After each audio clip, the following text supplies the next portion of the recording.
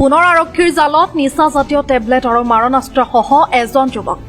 হোজাইৰ কৃষ্ণনগৰত নিশা আৰক্ষীয়ে গোপন অভিযান চলাই আটক কৰে গৌতম সেন নামৰ এজন যুৱকক। যুৱকজনৰ লগত জব্দ এটা 7.65 পিষ্টল, 3টা সজীৱ গুলী আৰু 980টা নিচাজাতীয় টেবলেট। পূৰ্বেও আইন বিৰোধী আৰু অসামাজিক কাৰ্যকলাপৰ সৈতে জড়িত থকাৰ অভিযোগ ধৃত গৌতমৰ বিৰুদ্ধে। ঘটনা সন্দৰ্ভত হোজাই আৰক্ষীৰ তদন্ত অব্যাহত আছে।